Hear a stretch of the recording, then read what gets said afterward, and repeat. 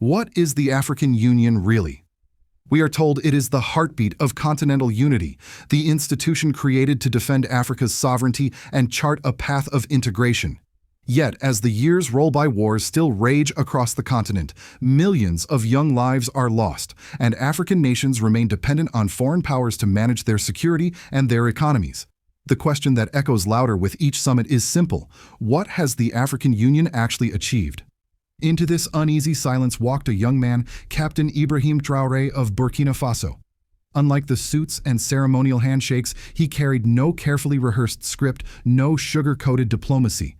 Instead, he brought with him something the African Union had not seen in decades: uncomfortable truths. He asked the questions that no one else dared to raise. Why do foreign military bases still dominate African soil? Why do Africa's richest resources continue to flow outward at prices set by others? And why does an organization created to embody unity feel powerless to act when nations fall into crisis? This was not political theater. It was a reality check. Traoré's message struck at the core of the AU's legitimacy, the gap between what it claims to represent and what it actually delivers. For the older generation of leaders, this moment was humiliating. For Africa's youth, it was electrifying. But here is where the story truly matters. If one small country like Burkina Faso can reclaim its resources, stabilize its security, and reduce its debt, then what excuse remains for the rest of Africa? And what does it mean for the future of organizations that exist more in symbolism than in action? Do you believe the African Union can survive this crisis of credibility, or is it already too late? Share your thoughts in the comments. And if you believe President Ibrahim Traoré's example matters not just for Africa, but for the entire world, then subscribe and stay with us, because the age of waiting is over and the age of acting has begun. When Ibrahim Traoré entered the African Union Summit, he did not come to play by the rules of ceremony. For decades, AU meetings have followed the same script: grand speeches about sovereignty, promises of integration, and carefully worded communiques that sound powerful on paper, but fade into nothing once the cameras are off. Delegates exchange smiles, leaders posture for international recognition, and yet the wars, the poverty, and the dependency continue year after year. Traoré disrupted this ritual the moment he opened his mouth. He did not speak in polished diplomatic jargon. He did not flatter the audience. Instead, he cut straight to the heart of the issue: what has the African Union actually accomplished? His words carried more weight than mere criticism, because he came armed with proof drawn from Burkina Faso's own recent history. In less than 2 years, Burkina Faso had achieved what AU reports described as impossible. The country had expelled foreign military bases that claimed to provide security but failed to prevent bloodshed. It had begun reclaiming its mining industry from multinational corporations, ensuring that revenues stayed inside the country rather than flowing into foreign bank accounts. Agriculture, long neglected under externally imposed development models, was revitalized with local investment boosting production and reducing reliance on imported food. Debt, once a stranglehold, was being managed in new ways: borrowing tied to productive projects instead of consumption, keeping future generations from drowning under obligations they did not choose. Each of these achievements directly contradicted the AU's long-standing excuses. For years, the Union's leaders had explained that Africa's challenges were too complex to be solved independently. They argued sovereignty must be gradual, that integration would take decades, that Africa was not yet ready. But Traoré's example shattered that narrative. Burkina Faso, one of the continent's poorest nations on paper, had taken steps toward real independence, while wealthier neighbors continued to wait for external permission. The contrast was devastating. On one side of the room sat officials in tailored suits managing Africa's decline through endless meetings and external partnerships. On the other stood a 36-year-old soldier representing a nation under constant threat, yet delivering results they could only theorize about. He reminded them without arrogance that sovereignty is not a discussion point, but an action. And Burkina Faso had acted. What made this confrontation sting even more was the simplicity of his approach.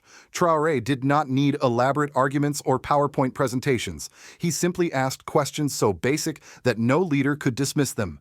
Why are African countries still trading more with their former colonizers than with each other? Why do African currencies remain pegged to foreign powers? Why does Africa's share of global manufacturing shrink while its resource exports rise? The silence in the hall was telling. These were not abstract academic puzzles, they were lived realities for hundreds of millions of Africans. And the AU, by its own track record, had failed to address them. By presenting Burkina Faso's progress side by side with the AU's failures, Traoré created an unavoidable mirror. He did not say the union was irrelevant, he showed it. He did not accuse its leaders of complacency. Their own silence confirmed it. The effect was seismic. Delegates accustomed to polite applause suddenly found themselves scrambling for words, realizing they had been exposed not by rhetoric but by example. This was the true beginning of the confrontation, a moment when one small nation's tangible progress humiliated an entire continental institution, forcing everyone to question whether the AU was leading Africa or simply managing its dependence. The air inside the African Union chamber shifted when Ibrahim Traoré moved from describing Burkina Faso's progress to asking the questions that no one else had dared to raise. His voice steady but sharp cut through decades of carefully scripted diplomacy. Why are foreign military bases still planted across African soil while we call ourselves sovereign? Why do Africa's richest resources continue to flow outward at prices we do not set? Why must we seek permission from outsiders to solve our own security crises? Each question landed like a hammer blow. They were not wrapped in polite abstractions. They were not posed as vague philosophical musings. They were direct, undeniable, and uncomfortably simple, so simple in fact that any attempt to deflect them only highlighted the absurdity of the AU's position. For years, the Union had perfected the art of avoiding these questions, but now they were asked in a forum where silence was no longer safe. The silence that followed was deafening. Delegates shifted uneasily in their chairs. Some avoided eye contact. Others scribbled on papers pretending to review notes. But no one could offer a serious response. The AU had been caught off guard not by aggression or theatrics, but by logic so clear it required no embellishment. This was the climax. The organization that prided itself on being the voice of Africa was suddenly exposed as voiceless when it mattered most. The humiliation was not just in their inability to answer. It was in the realization that their excuses rehearsed for decades had been dismantled by the lived example of a small West African nation. What stung even deeper was Traoré's refusal to let them retreat into diplomatic performance. While AU representatives spoke about frameworks, he presented results. While they emphasized gradual reform, he pointed to immediate action. Every word he spoke reminded the room that Burkina Faso had already achieved what the AU insisted was impossible. He had turned their talking points into empty echoes. The reaction of the leadership betrayed their panic. Some tried to minimize his arguments by insisting that Burkina Faso's path was unique and not replicable elsewhere. Others leaned on the old narrative of caution, warning that rapid change might destabilize fragile systems. But their voices lacked conviction. The more they spoke, the more defensive they appeared, protecting not Africa's interests, but their own political comfort. Observers in the hall later remarked that the atmosphere felt like a trial. Traoré was not the defendant, he was the prosecutor, and the AU, with all its wealth of ceremony and tradition, stood exposed in the dock. The climax of this confrontation came when Traoré reminded them of the generational divide. He represented a new Africa, an Africa that had no investment in the compromises of the past. You call for patience, he told them, but we the youth count the cost of delay in lives buried too soon. You call for diplomacy, but we count the price of dependence in the empty plates of our people. You call for gradual reform, but we are already living the consequences of your hesitation. The words left the chamber in stunned silence. For many, it was the first time that the unspoken truth had been stated so openly, that the African Union had chosen external relationships over internal results, that they had become guardians of symbolism rather than deliverers of sovereignty. International partners who once saw the AU as a predictable mediator now watched uneasily. If one young leader could so thoroughly unmask the organization, what would happen when others followed? Already Mali and Niger were beginning to replicate Burkina Faso's policies. The fuse had been lit, and the AU had no idea how to put it out. The high point of this confrontation was not shouting, not threats, but the raw clarity of a leader who refused to pretend. Traoré forced the African Union to face itself, and in doing so turned a routine summit into a historic reckoning. The fallout from Ibrahim Traoré's intervention at the African Union did not remain confined to the conference hall. It rippled outward into homes, streets, villages, and parliaments across the continent. Ordinary Africans, long skeptical of AU summits filled with fine words but empty outcomes, suddenly found their doubts confirmed in the most public way possible. What they had whispered at market stalls or over evening firesides was now spoken aloud at the highest table the African Union had failed to deliver.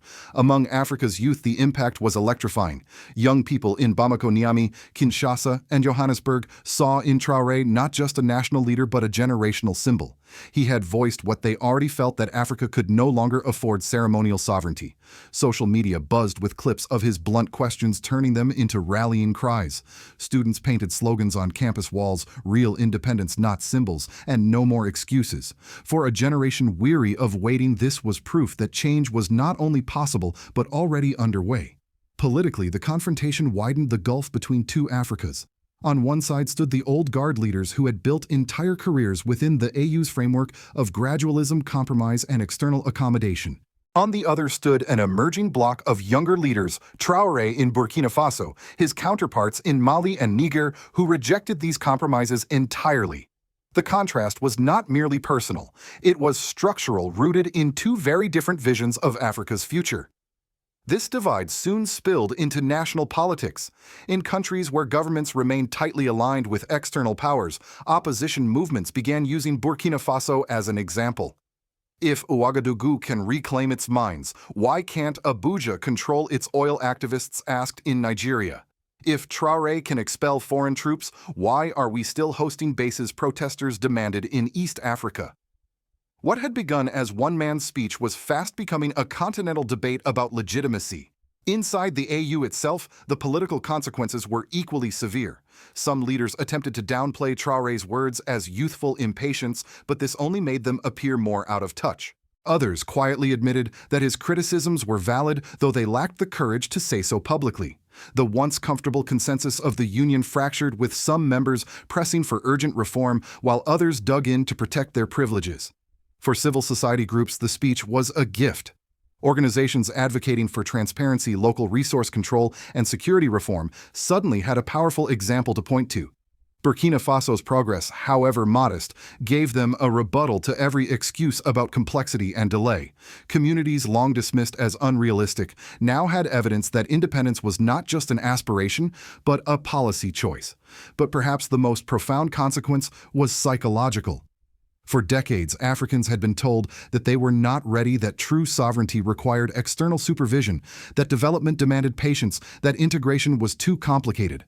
Traore's confrontation shattered that narrative. If Burkina Faso, under siege and under-resourced, could take decisive steps, then the limits were not in Africa's capacity but in its choices. This realization carried both hope and danger. Hope because it inspired movements for genuine reform. Danger because it threatened the comfortable balance of power between African elites and their international partners. In this sense, Traore had not just embarrassed the AU, he had destabilized an entire system of political convenience. The civil and political consequences of that moment are still unfolding. But one thing is certain: after Traore's intervention, no African leader can stand at an AU podium and repeat old promises without being measured against the example of Burkina Faso. The age of excuses is ending and the age of accountability has begun. For decades, Washington, Brussels, and Paris relied on the African Union as a stabilizing partner, an institution that could be trusted to keep African politics predictable, manageable, and compatible with external interests. Dealing with the AU meant that uncomfortable demands from African nations were diluted, negotiated, or postponed in the name of continental consensus. For Western policymakers, it was a convenient arrangement. Africa had a single voice, and that voice rarely threatened the global order. Ibrahim Traoré's challenge shattered that comfort. By exposing the AU's weakness, he also exposed the fragility of international strategies that depend on African compliance. His speech signaled that the old formula working through a cooperative AU may no longer guarantee control.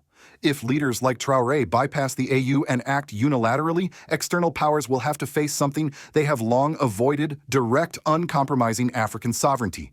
In Washington, the implications are serious. U.S. strategy in Africa has rested on three pillars: counterterrorism partnerships, access to critical minerals, and diplomatic influence through the AU. Traoré's policies threaten all three. Burkina Faso has shown that it is possible to expel foreign troops and still stabilize security. It has demonstrated that reclaiming mining revenues is not a dream, but a decision. and by confronting the AU, Traore has weakened America's most reliable African interlocutor. For the United States, the risk is not just losing influence in Burkina Faso, it is the precedent that others might follow. Europe faces a similar dilemma. France, in particular, once relied on the AU to legitimize its ongoing military and economic presence in West Africa. Now, with Burkina Faso, Mali, and Niger turning away, the AU no longer provides the same cover. If more nations adopt Traore's example, European powers could find themselves negotiating directly with leaders who are unwilling to compromise on sovereignty. Globally, the shockwaves are spreading. Russia and China, already expanding their footprints in Africa, see in Traore's defiance both opportunity and validation. Moscow frames his actions as proof that Africa can break free from Western hegemony. Beijing presents its partnerships as an alternative to the old colonial arrangements. In both cases, Traore's words have become ammunition in a broader contest for Africa's alignment. But the deepest consequence lies not in geopolitics, but in perception. For ordinary Africans, Traore's defiance against both the AU and external powers has crystallized a simple truth: sovereignty is possible and dependency is a choice. For Americans watching from afar, the lesson is equally stark. The leaders of Africa's new generation are not asking for permission, not waiting for approval, and not afraid of confrontation. They are acting, and in doing so, they are rewriting the rules of engagement between Africa and the world. The confrontation between Ibrahim Traoré and the African Union was more than a moment of embarrassment for a continental institution, it was a turning point. For decades, Africa has lived under the illusion that progress could come through symbolism, flags, anthems, summits, and speeches. But Traore's intervention tore down that illusion. He revealed a painful truth. Africa does not suffer from a lack of ideas or resources, but from a lack of will to act independently. The warning is clear. If the AU refuses to reform, it risks sliding into irrelevance. Ordinary Africans are no longer fooled by ceremonies that deliver nothing. Youth movements, political opposition groups, and reform-minded leaders are watching closely. If they see that sovereignty and progress can be achieved faster outside the AU framework than within it, then the Union may find itself abandoned, not by external powers, but by its own people. That would be the true death of continental unity, not through foreign manipulation, but through domestic disappointment. The lesson extends far beyond Africa. For Washington, Paris, and Brussels, the age of comfortable intermediaries is over. Negotiating with Africa will no longer mean meeting with familiar faces in AU conference rooms. It will mean dealing directly with leaders who are unapologetically determined to protect their people's interests. For Russia and China, the challenge will also be real because a truly sovereign Africa will not trade one master for another. It will demand balanced, respectful partnerships that serve Africans first. And for the rest of us, the audience beyond Africa, the question becomes personal. Can we recognize the difference between ceremonial independence and real independence? Can we understand why young Africans are no longer patient with gradual reforms, while lives are lost and resources are drained? Can we see that Ibrahim Traoré's Burkina Faso is not just a national story, but a mirror for all nations that have been told they are not ready to govern themselves? The age of waiting is over. The age of excuses has ended. The only question that remains is whether Africa's institutions will rise to meet the demands of their people, or whether the people will rise without them. So I ask you directly, do you think the African Union can ever regain credibility after being exposed so publicly? Or is it time for Africa to follow Burkina Faso's example and take sovereignty into its own hands without permission, without delay? Please share if you feel you are among the first to support President Ibrahim Traoré and the movement for true African independence. Subscribe if you believe the truth should speak louder than the headlines, and ring the bell so you never miss the stories that the mainstream media won't tell you.